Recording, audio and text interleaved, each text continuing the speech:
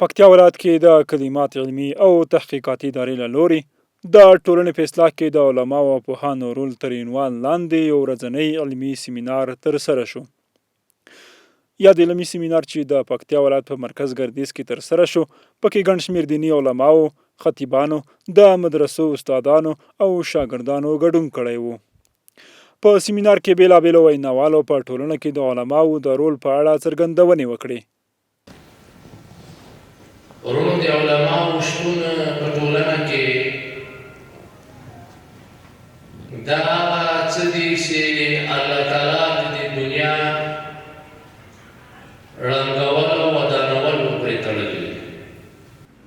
علما د دین تحفظ کوي، دین عقیده ده، دین عمل ده، دین اتحاد ده، دین اخوت ده، دین محبت ده، دین اقتصاد ده.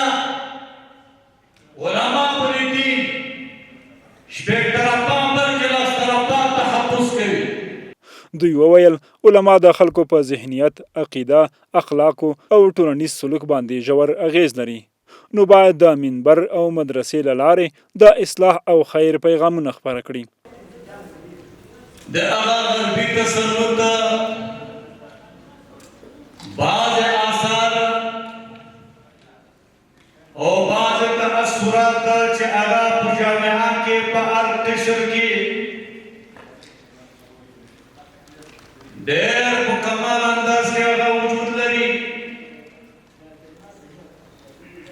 نو علما د وخت هغه مسؤلیت لري چې د هر طرف نه هغه تحفظ د خپل دین وکوي. که هغه قلمي خدمات وي، که هغه لساني خدمات وي،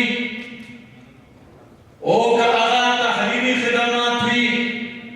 همدارنګه د دیني او عصري علومو په اهمیت، ښه کیفیت او برابرۍ ټینګار وشو. دین د علماو شتون په جامعه کې ضرور ده او د جسد د تربیې دپاره، د دنیا د آبادولو دپاره، د عصر او د دنیوي علومو والا د علماو شتون ضرور او لازمي ده.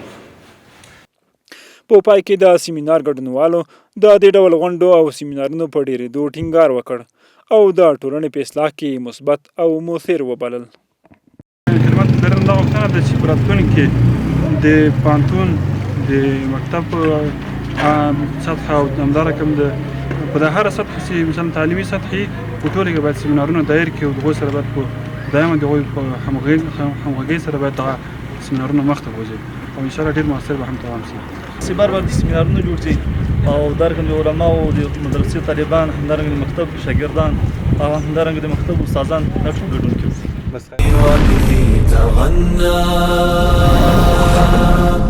تهاب الأسد وطأتنا لأننا